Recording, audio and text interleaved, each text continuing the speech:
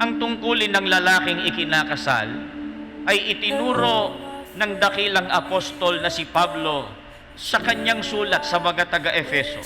Sinabi niya, dapat mahalin ng mga lalaki ang kani-kanilang asawa tulad ng sarili nilang katawan. Ang lalaking nagmamahal sa kanyang asawa ay nagmamahal sa kanyang sarili. When you are with me, I'm free, I'm careless, I believe. Above all the others will fly. This brings tears to my eyes.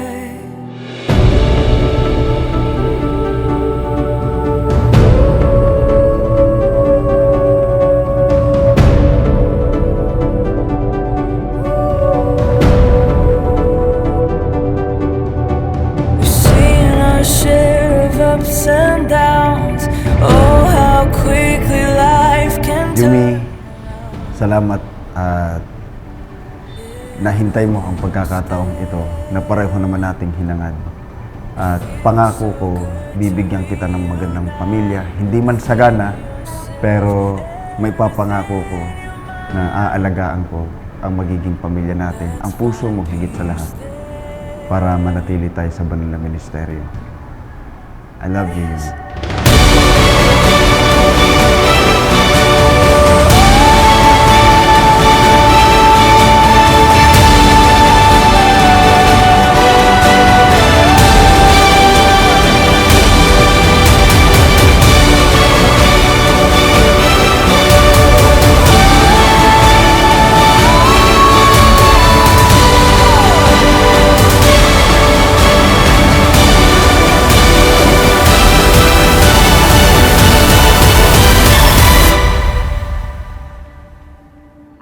Junmar po, matulungin po siya na tao, tapos madali po siyang lapitan. Hindi po talaga siya nag-no, yes lang po yan. Tapos palakaibigan po talaga. Noon po kapag may lakad po kami, halos lahat po ng mga madadaanan namin kakilala niya, kaya po napapatagal yung lakad dahil kinakausap pa po niya. Masyado po siyang friendly, ayun po.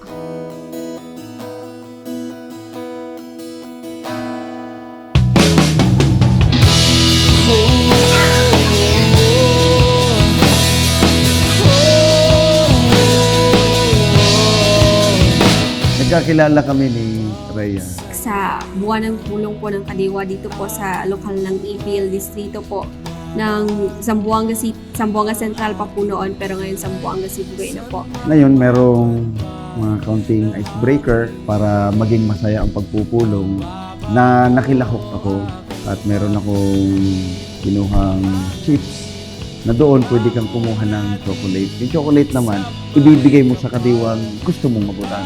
Kaya ginawa ko noon, inabot ko sa kanya, pero hindi ko pa siya kilala. Nung paglingon niya, doon na ako nastasya. Ipaglalaban ko ang ating pag-ibig. Maghintay ka lamang, ako'y darating.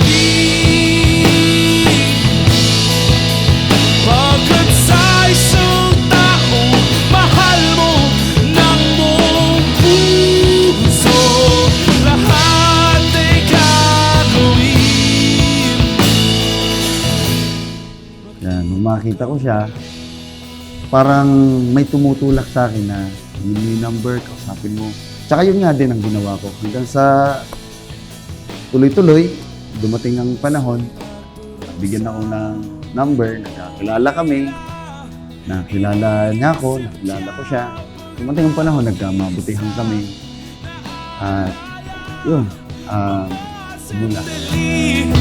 Nang tayo ay magkapiling, ikaw ang gabay sa aking tuwina.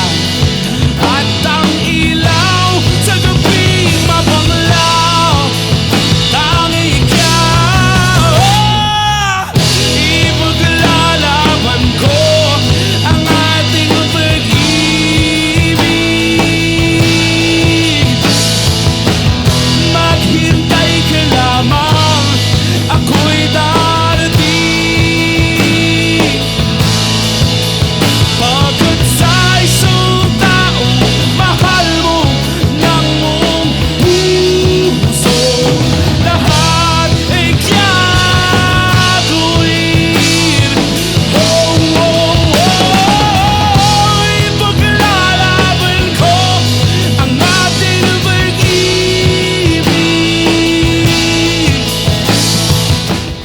po, mahal ko.